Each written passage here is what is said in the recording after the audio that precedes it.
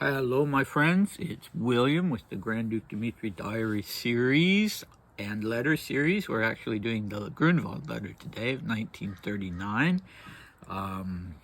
And I hope you're all having a nice weekend. This is a Saturday, 5th of June 2025 that I'm doing this. And so the last, for our recap, the previous video, we were in January 1915.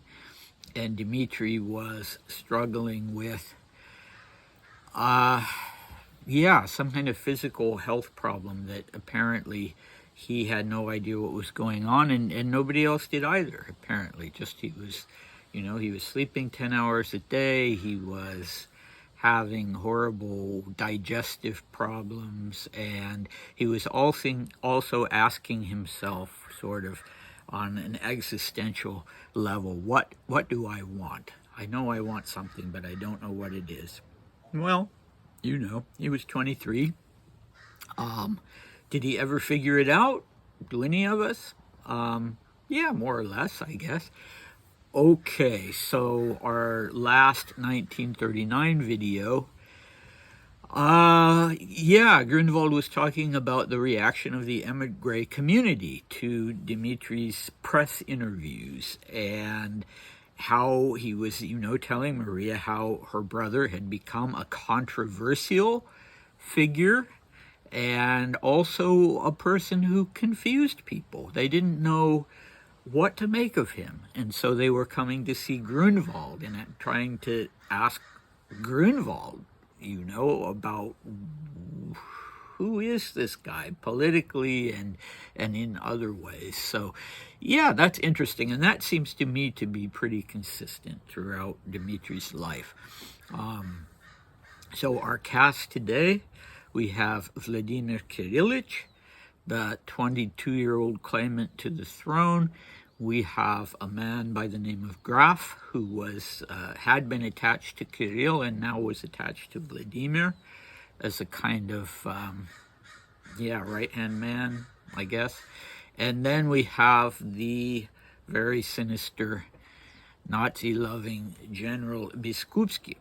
So this is not really a section of the letter that talks about Dmitri, although it's important because of this conflict between Dmitri and Vladimir, so it is relevant and important to Dmitri and to this series.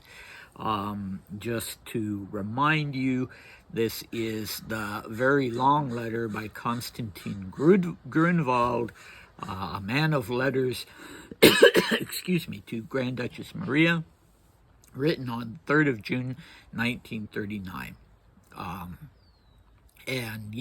So in the last installment, he was talking about this situation where, he was glad that Dmitri wasn't in Paris because there was an uproar there over these press interviews. Okay, here we go.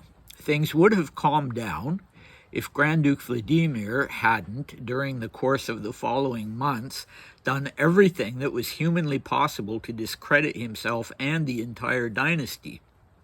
I don't know if you were aware of that, so I'm sending you samples of those declarations written in an extremely clumsy style and imbued with an outdated ideology. And then in parentheses, he puts attachments 9, 10, and 11.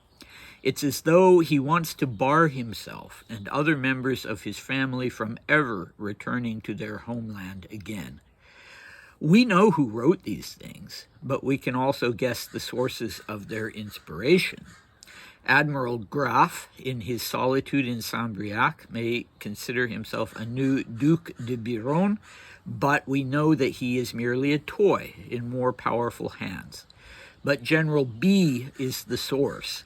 There's no doubt about that if we carefully read the documents published by the Grand Duke and try to delve deeply into their meaning. One of the most absurd acts of recent weeks was awarding the Grand Cordon of the Order of St. Anna to an archbishop who plays a big role in the Synod of Karlovitz, fief of General B. What will we think of next? It seems that Prince Gabriel has just been awarded the rank of Grand Duke. The deceased Tsar himself couldn't bring himself to bestow such an honor on his relatives because it was contrary to the fundamental laws of the empire. We have changed all that. And here he's using the we ironically as if he's speaking for this group of people around Vladimir and Vladimir himself. So, yeah, boy, really interesting stuff. I know I always say that. The Vladimir declarations. I don't know what they were. And so Grunwald sent them as attachments 9, 10, and 11 to Maria. But they must have been quite something, because Grunwald, he does have a tendency to exaggerate, let's face it, but he's saying it's as if Vladimir, whom he calls Grand Duke Vladimir, never wants either himself or other members of his family to be able to return to Russia, ever. And that he's doing everything humanly possible to discredit himself and the entire dynasty. So, yeah, these must have been quite some statements.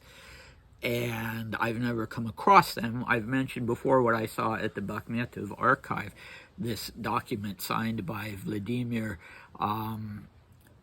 that essentially was an agreement with the German government, the Nazi government at that time, sort of a cooperative agreement with respect to Ukraine. And as I said before,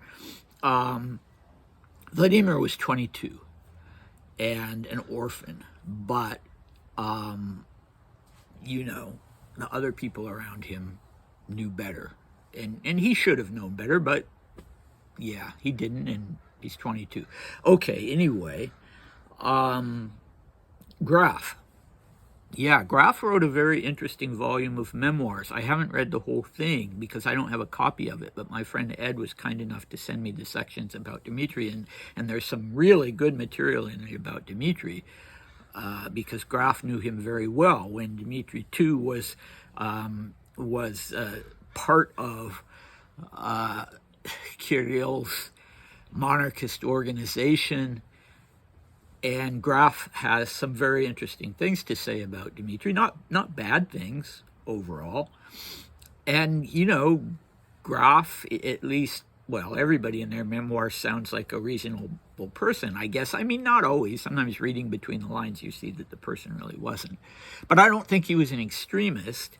And I don't quite get for some reason, Grunwald puts Admiral Graf. He puts Admiral in quotes.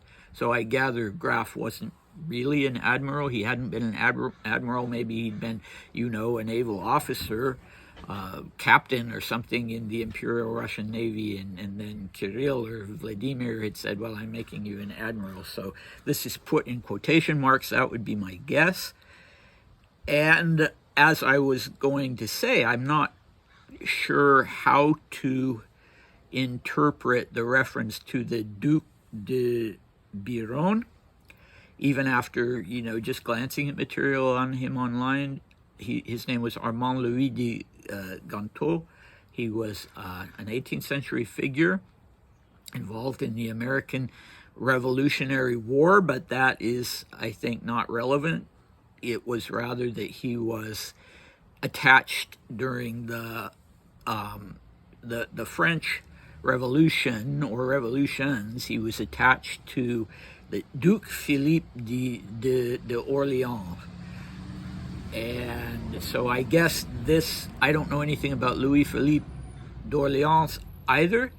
So I don't really, it's not really an effective reference for me. But anyway, yeah, whatever relationship Biron had with Philippe d'Orleans is being compared by Grunwald to the relationship that Graf has to Vladimir.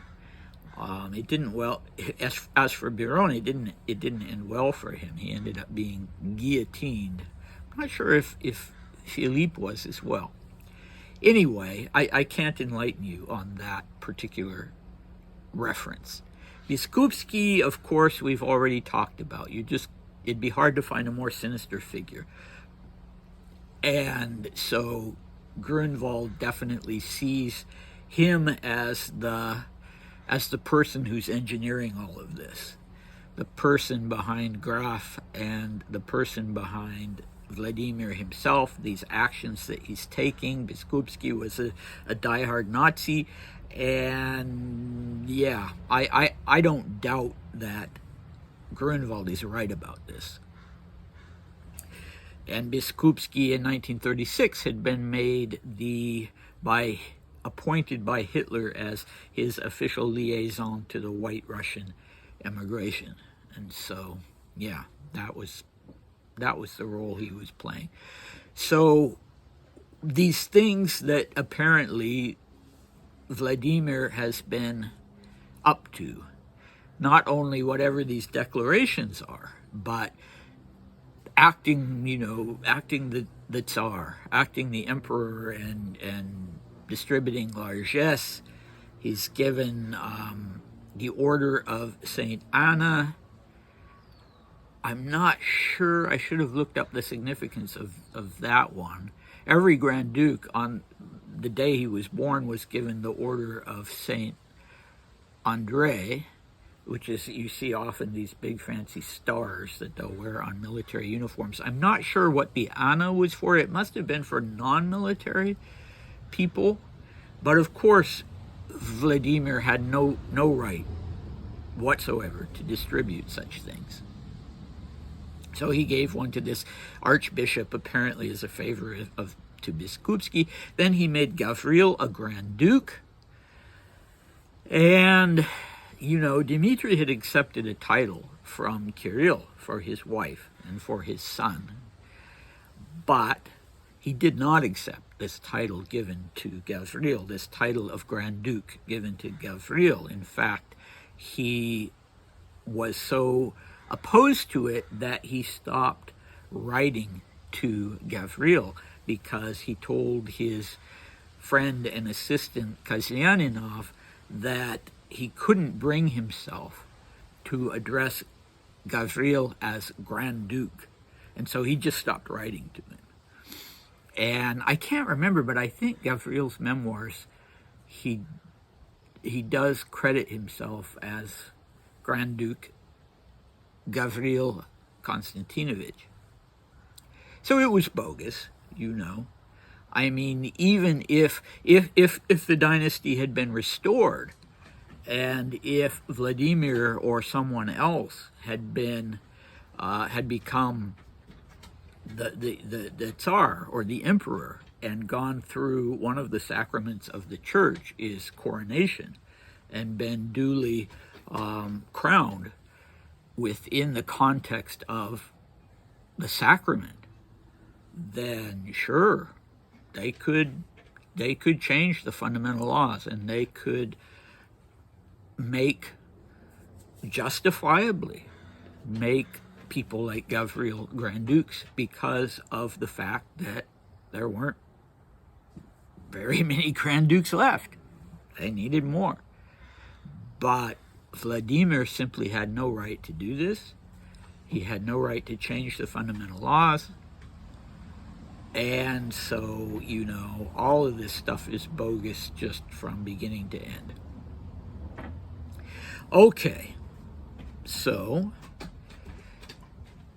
what do we have next time? In 1939, we have more about Vladimir, and it gets more and more interesting because now it's getting a little more personal, and Grunwald is talking about his own, he had met with Vladimir and talking about what Vladimir was doing in England. He was in England at that time, and what a person in his position should be doing, and the people surrounding him. And so more about Vladimir. Dmitri does come into it, but yeah, Dmitri, he returns completely to Dmitri after this one and the next paragraph about Vladimir. But if you're interested in the Romanovs at all, then you'll want to hear this stuff. It's never been published. It's really interesting stuff. So 1915. Our next video will be going back to 1915, and Dmitri will be reading a book about Grand Duke Sergei. I mentioned that before, and neither myself or my Russian colleagues have really been able to track this book down. So we'll hear what Dmitri has to say about it, and Dmitri will also get news of a war death of somebody connected to him. And, that will all be in Usovo. Anyway, I'll stop there, and I will see you next time. Bye.